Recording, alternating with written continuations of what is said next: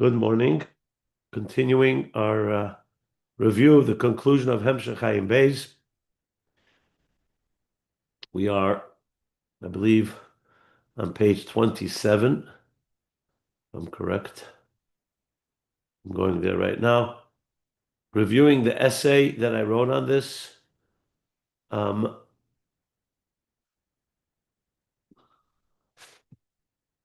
Yeah.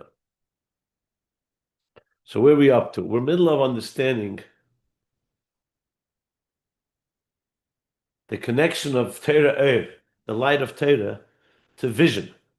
Because that's what light does. Light provides vision, allows you to see.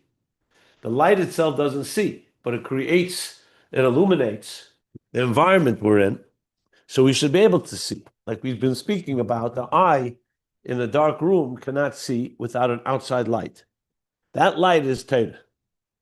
Who provides the light and illumination and clarity of how we should live our lives in this dark world, confused world, where you can't always know what is right, what is wrong, and you don't instinctively always know.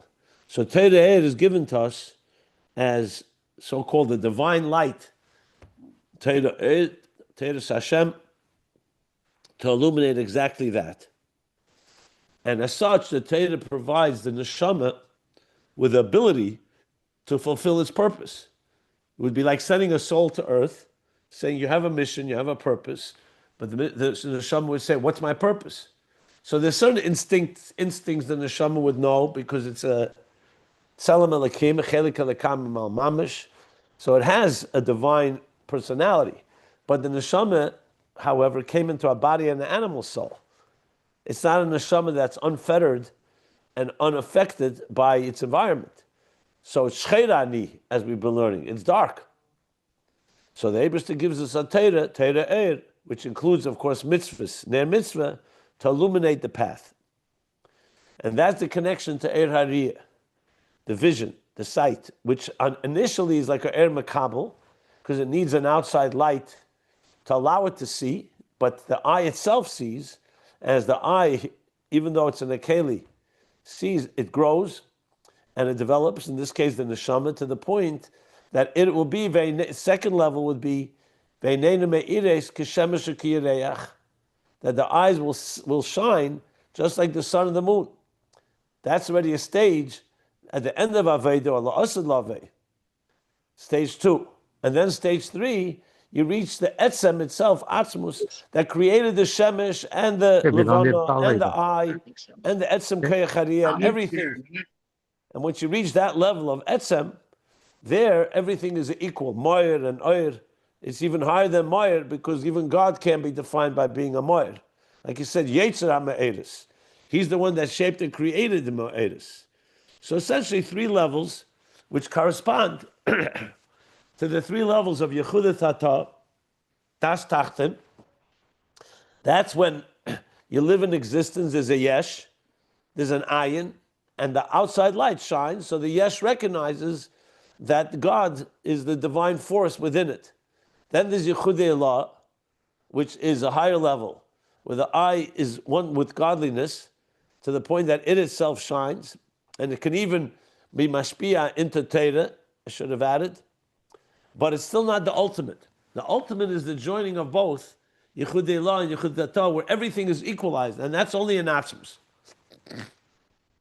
Now, we discussed the word Atzmus itself, and whenever you use it, you really need to qualify it. What do you mean by Atzmus?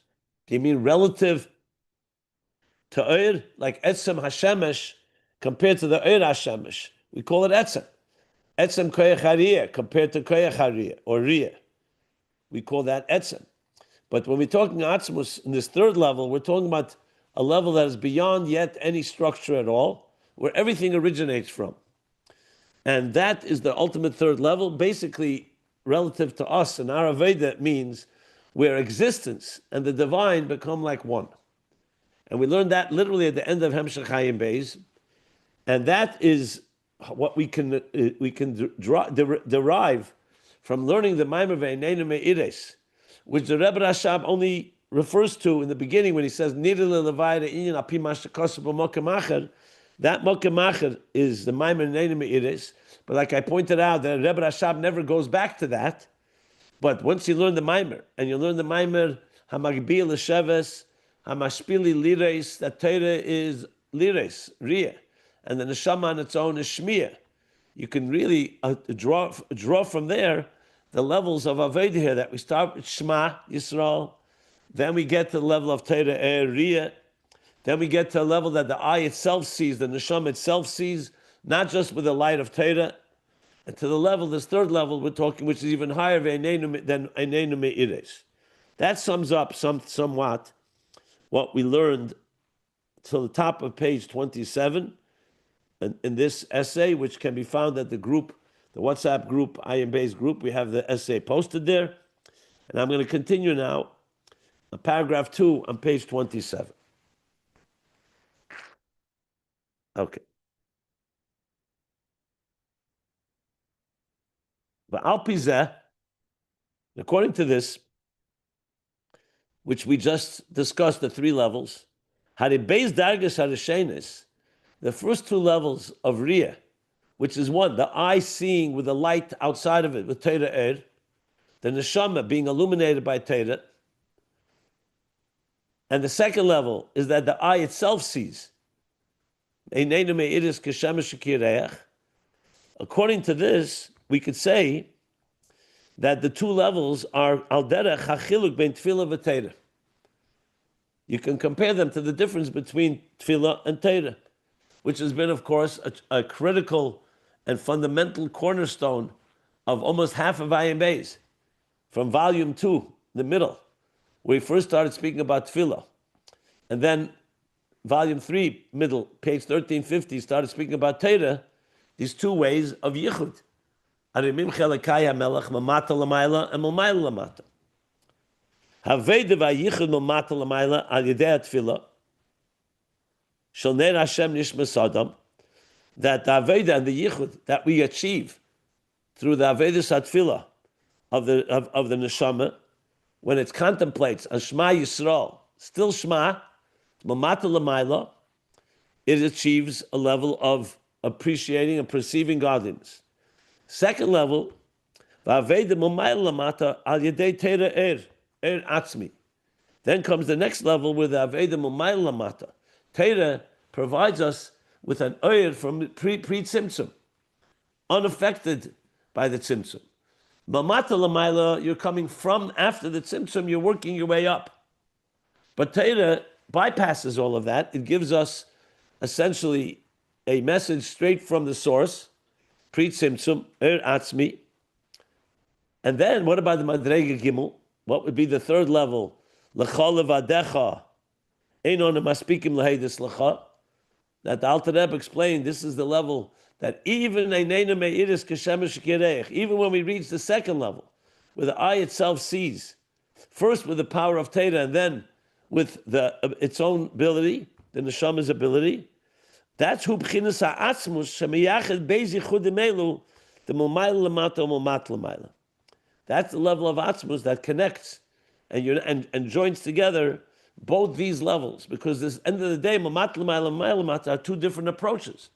One approaches it from the perspective from below and discovers godliness through existence.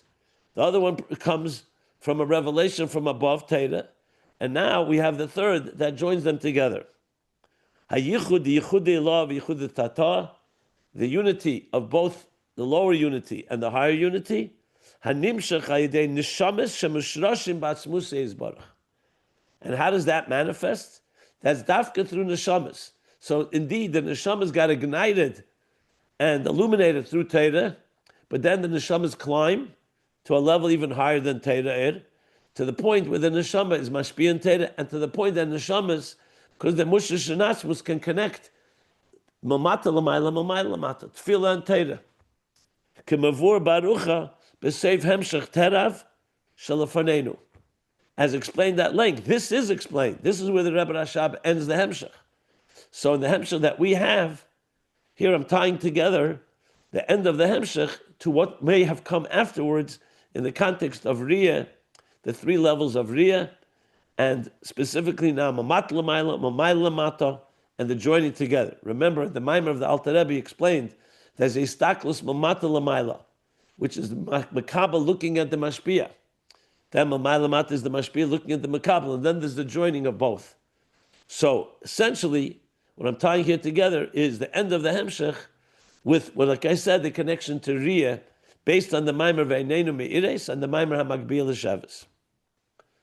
Okay. There's more to say on this. It'll be the next paragraph, but I'll stop here if there are any questions.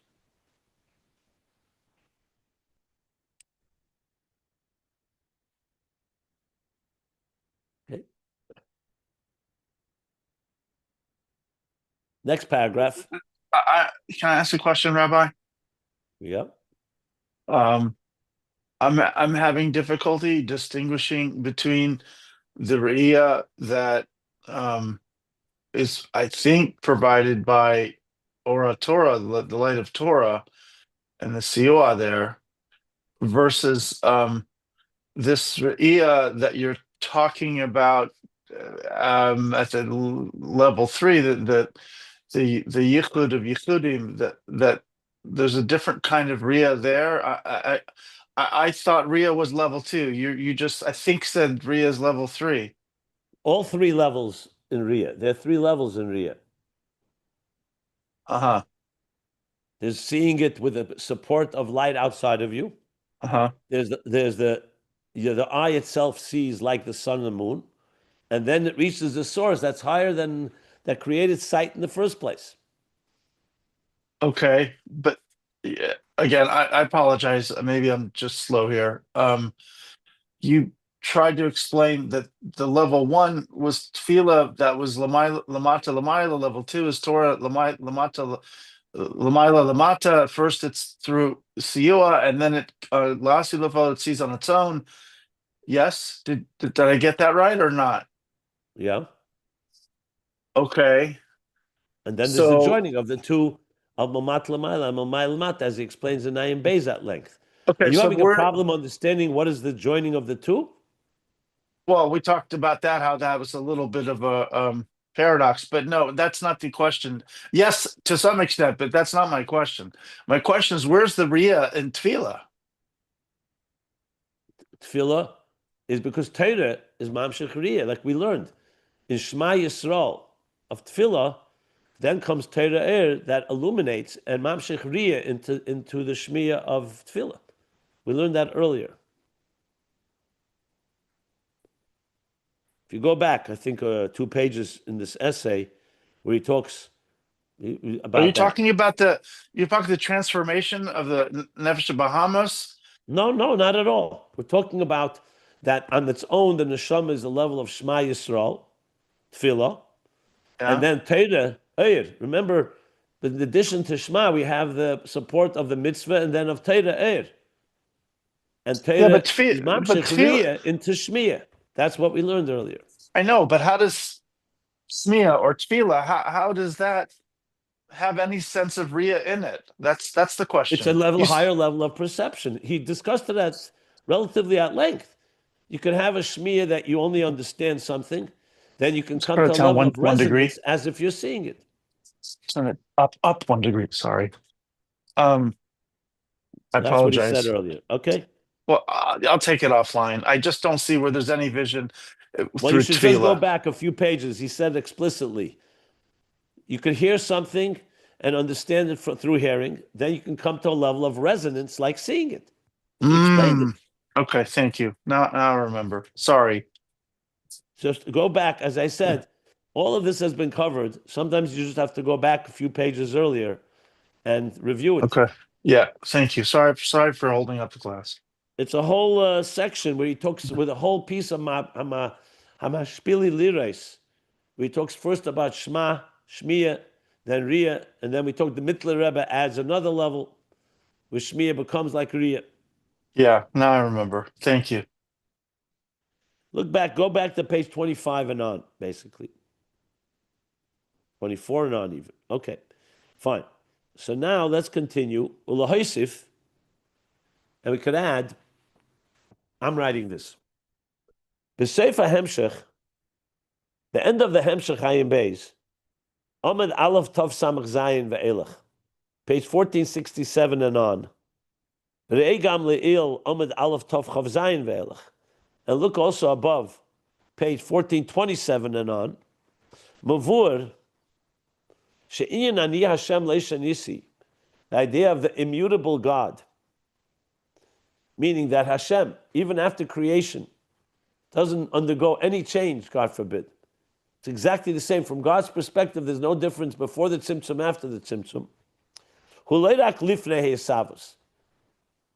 That idea of God's immutability is not just before creation, he's not affected by creation.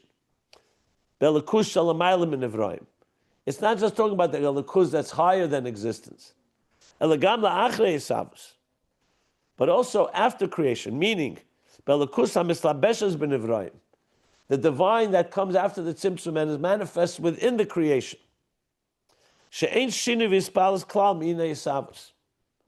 Even though God created existence and it's a true creation, it's not an illusion, from God's point of view, it's exactly unchanged, his reality, before creation, after creation.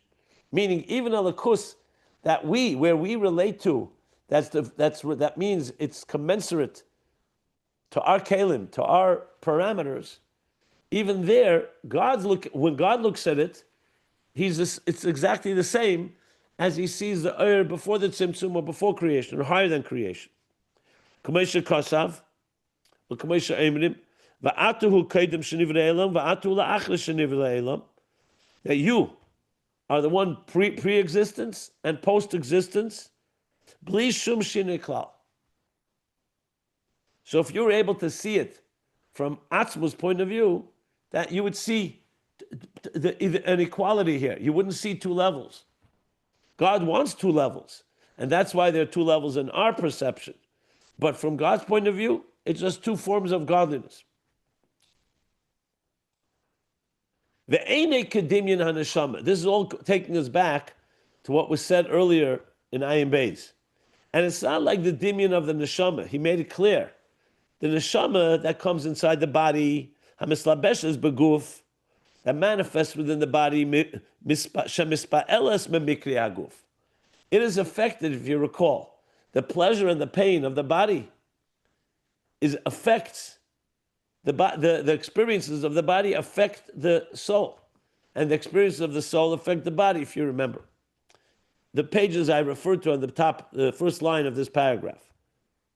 So there is a shinui. The neshama, as it is prior coming into the body, is not affected. But once it's in the body, it's affected. The yichud zeh. So that's, whereas elikus, on the other hand, is not like that. Elikus always remains unaffected. Even though we did learn that on certain lower levels, after Malchus of Atzilus, there is an effect from Maisa Tachtenim, but we're talking about elikus higher than Malchus of Atzilus. So now we see that there's a level of yichud here, Ani Hashem Leishanisi, that's not just the way it is in elikus higher than existence. That would be step 2, where you come to realize that the elikus in existence is a limited flow, like we spoke about Riyah. You can only see a certain distance and you can't see in the dark, etc. Whereas the light before the tzimtzum doesn't have those limits. And then comes the yichud of these two, because there's leishanisi. Elikus of yichud elah and elikus of yichud tatar are all equal, as we learned at length in Ayin Beis. So now he continues. V'yichud zeh. This unification of these two levels, that God's immutability is not just above but also below, both together. And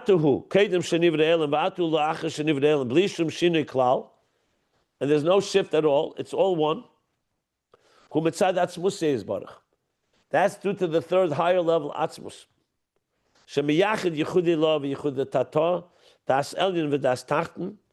That unites the higher unity and the lower unity, the higher perspective and the lower perspective. Hashem Elokeinu, Hashem Echad. As we learned, that refers to the two levels of Hashem Elokeinu and Hashem Echad, that itself both become one. but tachlis hayichud, utter, unequivocal, seamless unity. So basically, as I said the other day, I'm not reviewing all the details of this third level because that's discussed in Ayin Beis directly. Here, my focus is mostly to add that which the Rebbe Rashab doesn't write. But I'm connecting the two, that after understanding these levels of Riyah in the Maimer Ve'eneinu Me'ires, we now understand this higher level of Yichud, which he says, L'chol levadecha ein onem maspikim, even higher than Ve'eneinu Me'ires, the eyes shining like the sun and the moon, which itself is already a tremendous thing. To say that the eye will see on its own, like he said before, we don't need the sun to shine for daylight because it's coming from Hashem himself. And then even higher, the level of Atzmus, that's what we're addressing now. In the bracket I add, look at the language that the Mittler Rebbe uses. At the end of the Maimer HaMagbi that was cited earlier, here's his language, quote, Lefisha bekrishma misyachid yichudi lo v'yichudi tata the das alim v'das tachten. Because in Krishma, these two yichudim become united, of higher and the lower, both become united as one. Kemavur sham barucha. As explained there in Ayin Beis, meaning the end of Ayin Beis at length. And now I conclude and say, Mihine, Kol Zeh, Miyusad, everything we're writing here is based on Hein both on two Maimarim. Al Dibra Masla Magbil Shevesh Lad Muram Tzai, and the Maimar Magbil Shevesh from the Mittler Rebbe, Kefi Shenetik V'Nizbayer Beprokim HaKedmim Shalahara Zu, as was cited and explained in the earlier chapters of this essay.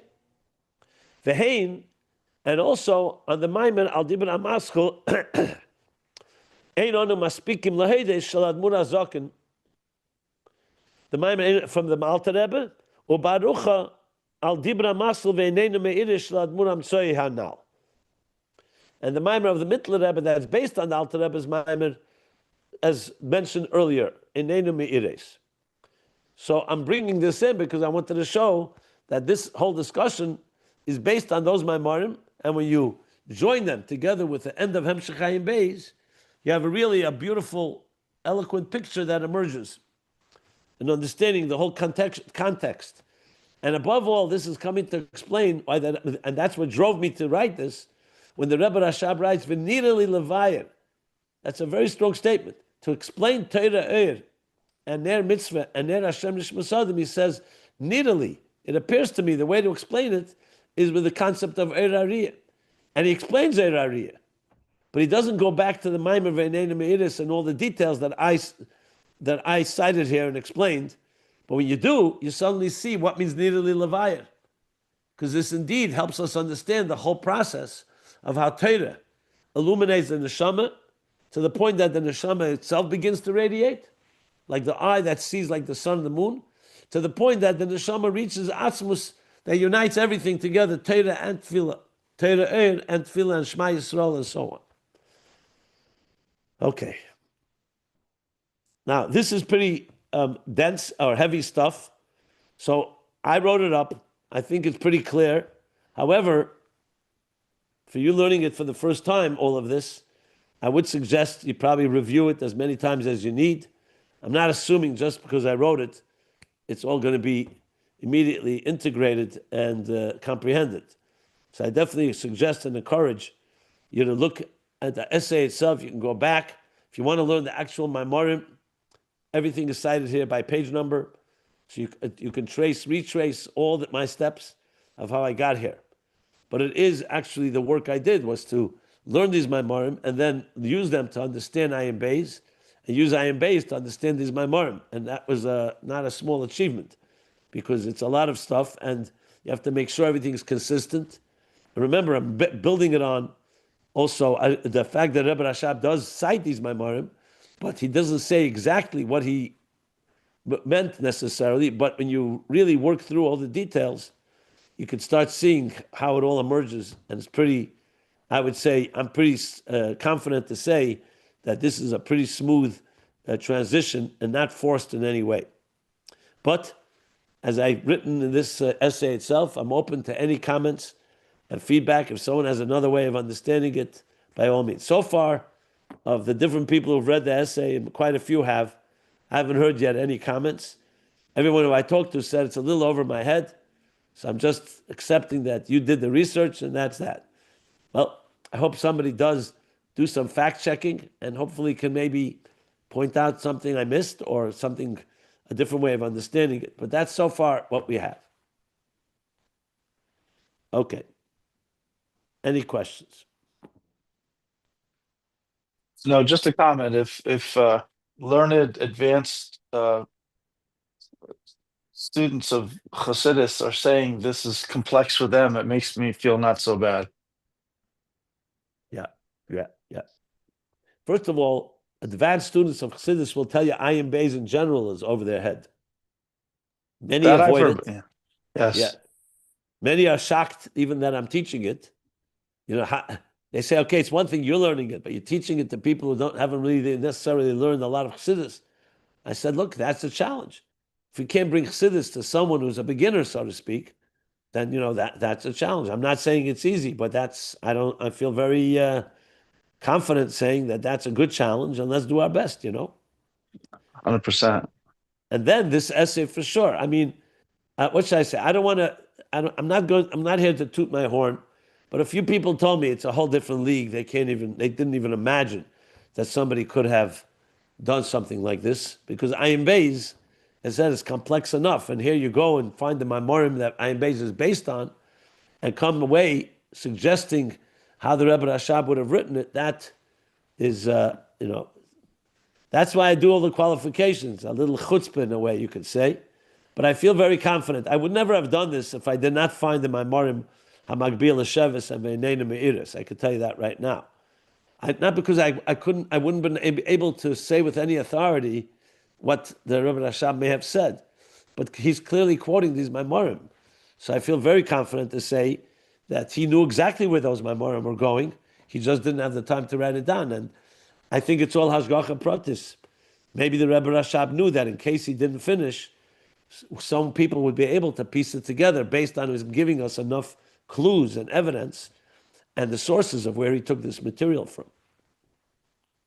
I don't think there's any question about it because here it is. I don't see anyone challenging you. So it's a real, and it's a bracha that you had the schus to be, Megala, this Hasidus. I feel the same way. Yeah. Very beautiful. Okay.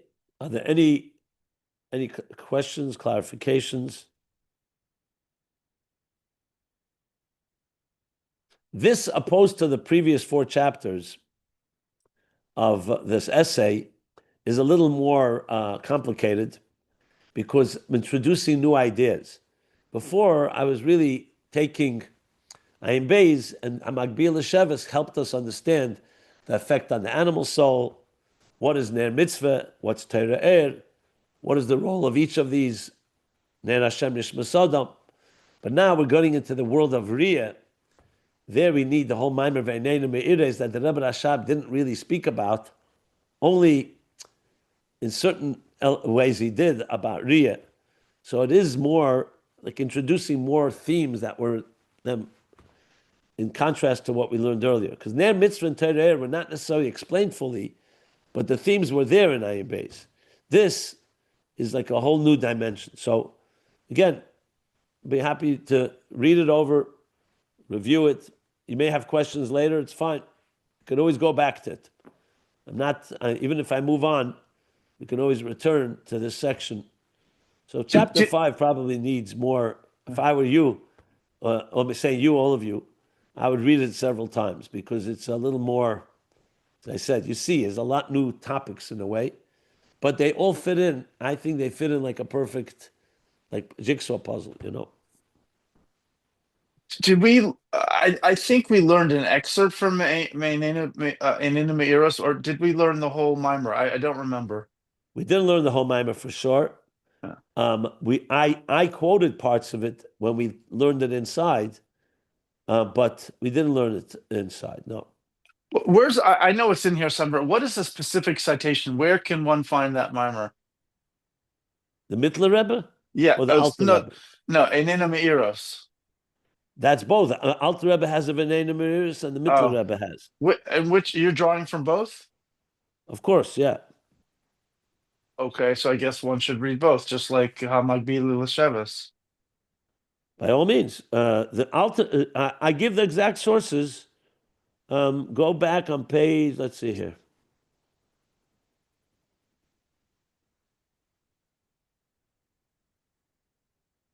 Give me a minute. I'm just looking for the sources. I think it's on page. Here we are. Yeah, page 24. The exact page numbers. Where? Second paragraph on page 24. Uh-huh. Okay, thank you. Alter Rebbe's Mimer is printed. You can look it up in the Sefer. The Mittler Rebbe, I posted much earlier on our group because I have the Mimer, but it was never printed yet. Okay, now I remember. Okay. Moving on here. Where am I up to? We're up to here. Okay, next paragraph.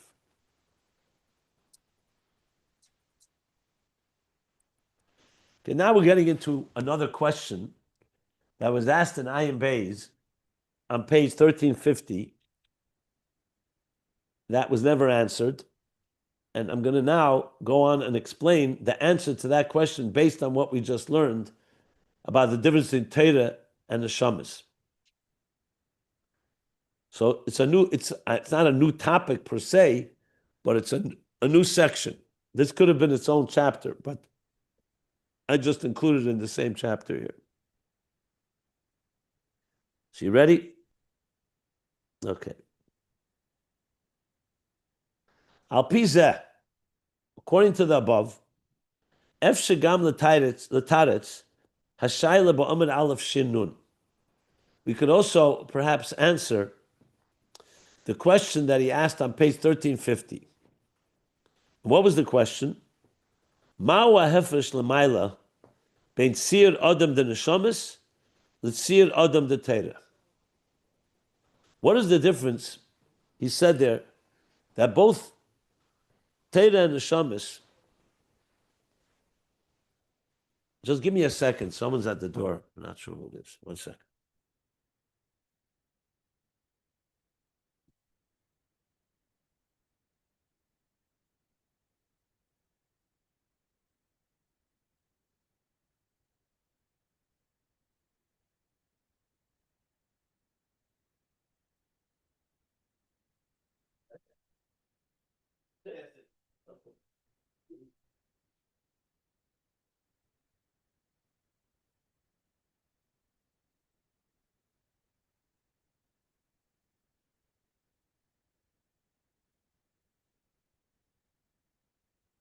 Sorry about that. So you may recall he asked a question there, and I actually cited it in the beginning of this essay. The question is, we find that both Neshamis and Torah are compared to Tzir Adam. We use the word Adam. I'll look right now. Let's look at Ayin Beis itself, just the language. I'm looking at page 1350. It's a long time since we looked into the actual book. Okay. So he says like this. Gam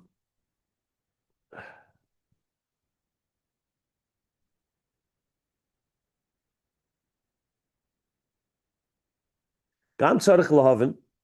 We explain Mara Adam Lamaila when we speak about the image or the likeness of man above. That is how God envisioned Yisrael, the Neshamas. Because Abish himself is higher than any Tzir Adam, higher than any structure. And yet, he did envision Yisrael Ola b'machshava Tzir Adam kavyachol, like the image of a father, the image of a child that a father imagines before the child is born. Now, Torah also is called in places Adam. Zeisa Torah Adam.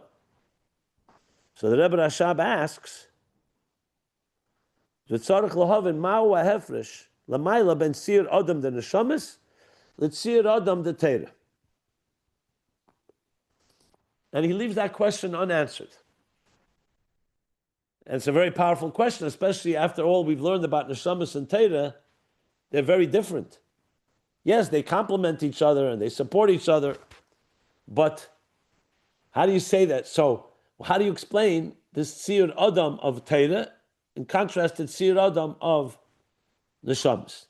But based on what we learned in the Maimer Anena Me'ires and in Magbiya L'Sheves, we can find an answer to that question. That's what we're going to address now. Let's begin. What's the answer? Okay. So how do we answer that? Ubahagdim, I'm writing. And before we answer that, let's preface by saying by citing what Masha Kosav Admur Nishmosei Eidun Le'il, what the Rebbe Rashab himself wrote earlier, Omid Aleph Reish Pevav, and Omid Aleph Shin Mem Ches, page 1286 and 1388.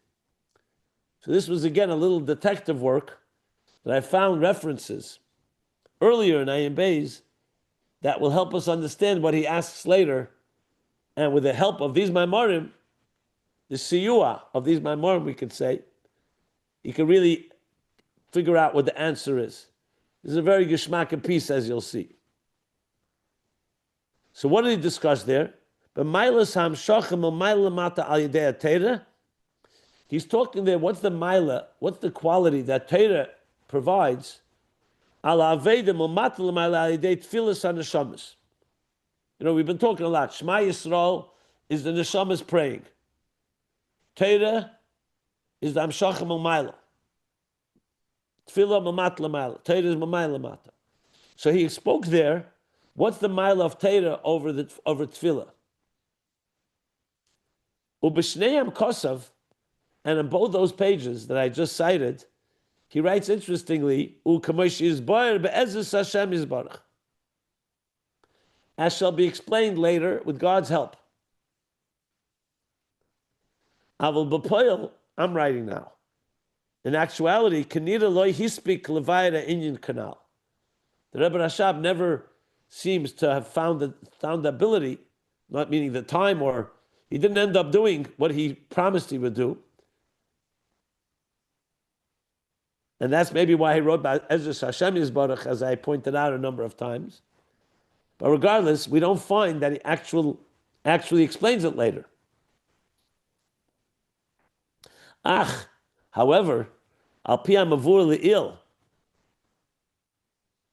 based on what we discussed earlier and explained earlier, yes, lahavin divrei admur nishrasein, we can understand what the Rebbe Rashab was intending. The hainu, and that is shetera liyesei atzmi, Teira which is we said is an unfiltered core unaffected by hishtalshlus and by tzimtzum and so on. Amid Aleph Shinun Beis, that's what he writes explicitly on page 1352. Huloima, this is the language of the Rebbe Rashab. Huloima shakeli mamshich. Teira is not what the keli draws. A keli could draw energy. But here it's not what the keli is mamshich. V'loima shakeli tefus. And it's not what the container can contain. What is it? Etzem ha'oyer shalamayim b'chinas ha'kelim. Teira is the etzem of light itself, not associated with the kelim. Higher than kelim. Ubaba derech mamayil lamata. This is all the language of the Rebbe Rashab on those pages I refer to. And it comes from the top down. It's not coming from the... So bottom up would be where a student, let's say, the keli, comes to the oyer and says, I want to learn with you. So he's like drawing it. That's asus of the latata. So then the oyer is commensurate to the keli. Teira is not about kelim. it's coming from above. It's Atzmi. The Kalim don't create an image in it because the Kalim are not affecting it. It's completely coming from its own and its own volition. And on the contrary, Torah provides a picture of God's mind, so to speak, and that in turn will shape the Keli. Not the Keli shapes the Ur shapes the Keli. So that would be the difference. A student, so-called reaching it to the teacher, so the student is shaping the Ur. Yes, it's coming from the teacher, but the student is initiating, and it's on his terms. When the Ur is coming from above, Hashem says by Matan Torah, I'm giving you my Torah, it's not about the Kalim. It has to fit into the Kalim. But it's the teaching the Kalim what the teacher knows. I want to know what you're thinking, not what I'm thinking, the student is saying. So Adarabah, it's not that the Keli is making an image into the Ur is shaping the container, instead of the container shaping the Ur. That's the mile of Teira Ur. And we'll soon see, the Neshamas don't have that mile on its own because the Neshama comes down below, and Shcheirani, it's darkened and affected by the Keli. Like we said earlier, the Neshama is affected by the body and by the animal soul. Torah is not. Torah always is giving us a CAT scan, if you wish, an image of God's mind, as it is. That's what this paragraph is saying. So I combined, where the Rebbe Rashab asked the question about the Tzir Adam of Torah and Neshamas, doesn't answer, but he does speak earlier about the difference between the mile of Torah over Neshama is this mile of Tzira Ur, creating the Tmuna and the Kalim rather than the other way around. And this is going to help us answer that question. But let me stop if anybody needs explanation so far what we learned in this paragraph. Is it clear? So I just wanted to ask if I understood it, just to see if it's clear. Here you're saying this is Dafka, the power of Torah. I mean, like you've always said, each of these elements, Torah and Neshama, and Tefillah, they're sort of all players in in accomplishing the highest level of yichud. But And this is the mile of Torah, yeah. Yeah, and the mile of Torah is that it has this immutable quality that gives you the perspective of Das Elyon, I guess. And it can't be transformed by the mind per se. The mind has to absorb it, and is that correct? Yeah, it's God's word, Dvar Hashem. Yeah. Torah is Dvar Hashem. That's why God gave us his Torah. He's telling us what he thinks, what he wants. It's a pure picture of that's the simplest meaning of Torah is God's words. Yes, of course. Whereas the Neshama, it doesn't have God's words. It's God's child. It has the DNA of godliness and divine. But to know what God wants, to know what God thinks, there's only one way, is by learning Torah. And so, when in answering the question, that's going to be the next paragraph. Oh, okay. You're just leading up to. You're setting a preface to answering the. I said Bahagdim. Well, first we'll preface what he does say, and now the next paragraph will come to answer. Yes. Okay. All right. Thank you. But centrally here in this prefatory paragraph, you're discussing the immutability of Torah. And that is Dafke, its point. The words of the Rebbe Rashab, "Lei mashakeli mamshich v'lei mashakeli tefes," but rather etzem ha'er shelamaylam b'chinas hakelim or b'derech l'mayl lemata ein hakelim oisim beitmuna v'adarabba k'fi eifun ha'er hu tmunas hakeli. It's interesting. I just real quick follow up. There's a quality of Lo Shanisi here, even though Lo Shanisi typically we applies discussed to that at length as well earlier. That Torah is Lo Shanisi. That was one of the points he made. Yeah. Okay. Thank you. Yeah. I'm just thinking whether I should go to the next paragraph because I don't want to stop in the middle. I think I should stop here, frankly. I tend to agree. This is a lot of heavy stuff, Rabbi. Yeah. And we didn't learn this before. I'm loving it, but this is new. People need to pay attention here. This is not in Ayin Beis specifically. Well, it's quoting Ayin Beis pieces, Yeah, but not in the full context, right? not explain it yet. Okay, so I'll stop here. Basically, 1, 2, 3. We did the first 4 paragraphs on page 27. And I'll go at the pace that everybody can appreciate. And Yeah, we have to join here the Ur and the Keli, you know. yeah. I'm beginning to think, just like we did the certain portion of Ayin Beis, we did a Chazara. I think we may have to do a Chazara of your essay. There's a lot more here than I ever thought. I mean, I Well, have to listen, say, firstly, yeah, you can read it on your own. And secondly, we're going over it. yeah, I'm ready to yeah. review it as long as anybody wants me to explain it. It's fine. I guess we do have it on video. Yeah. Okay. So let's stop here, middle of page Coming out, 27. is it coming out in English? Well, is it going to come? Well, so far I'm not doing it in English. You want to put it into Chat GPT and see if we could do it? You could try. In my abundant spare time, I might try doing something. Just, I I think don't I think started. the English. I Yeah. don't think the English is going to add more explanation. The English will just translate what it says here. But also, the English will make it possible for a lot of people to be able to like understand, because not everybody reads and writes Hebrew fluently. You know what I mean? Okay, but you know what? A lot of people haven't even learned Ayin Beis, so this is already the end of Ayin Beis that the Rebbe Rashab didn't write. You have to have people who are interested in hearing about an end that they didn't read the beginning.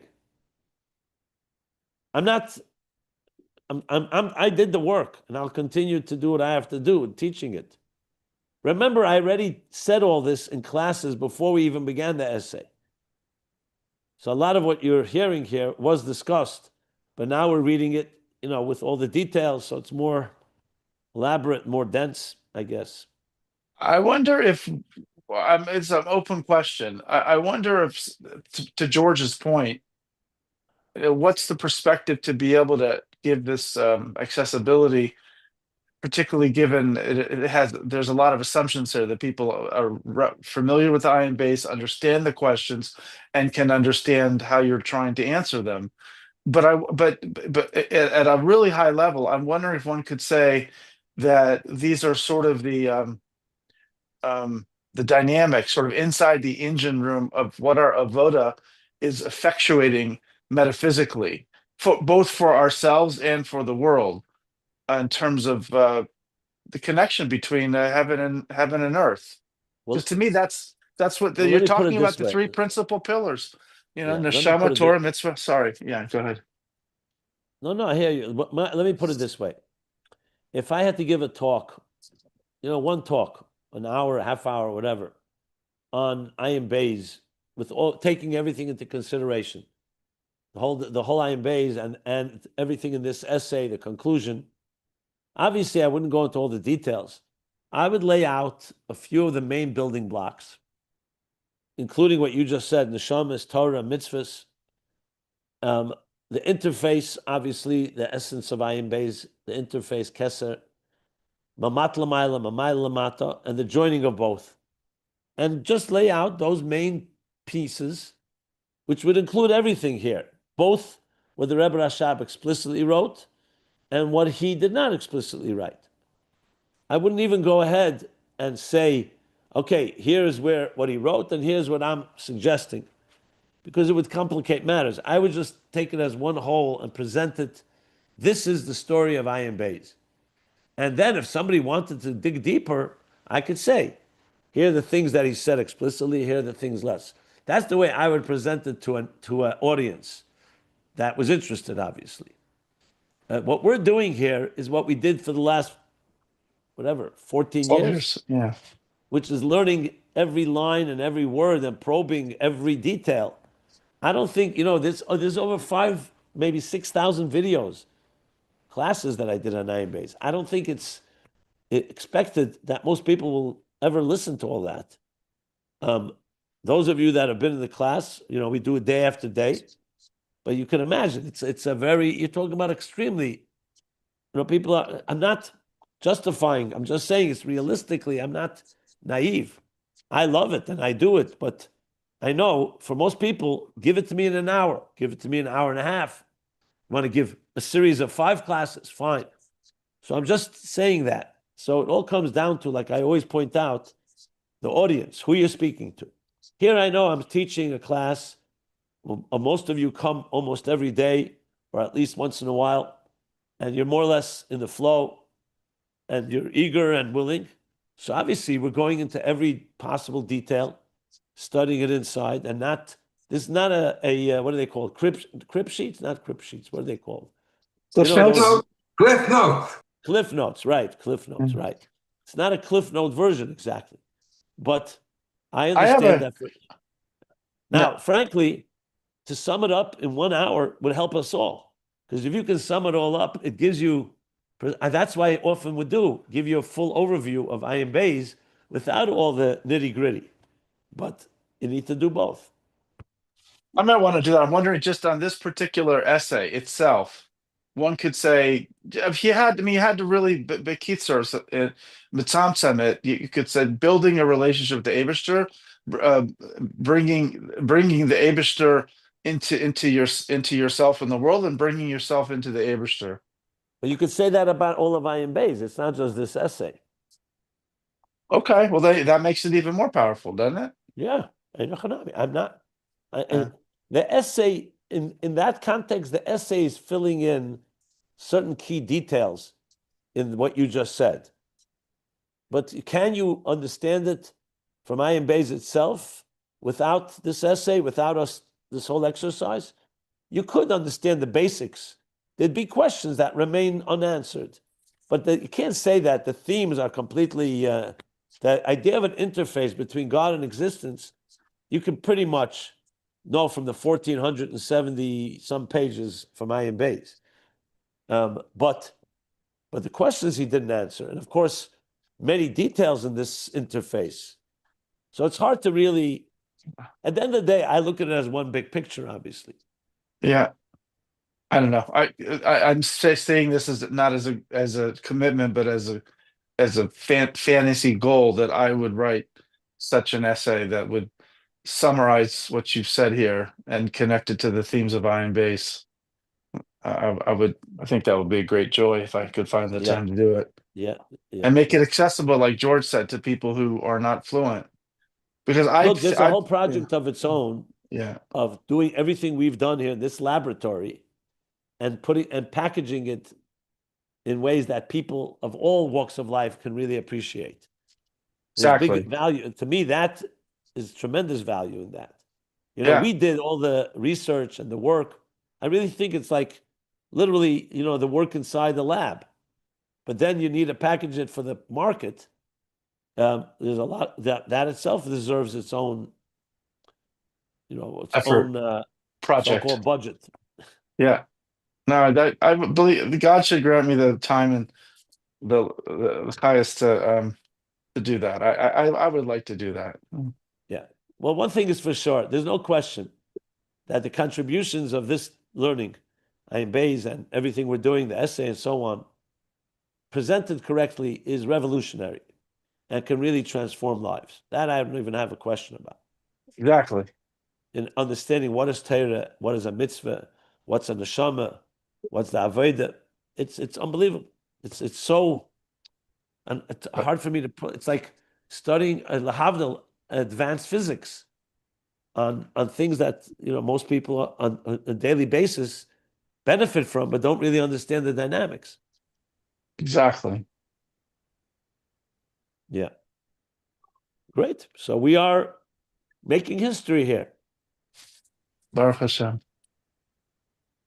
I have afterthoughts, but after you will finish the recording. Okay, I'll stop the recording now. Middle of page 27.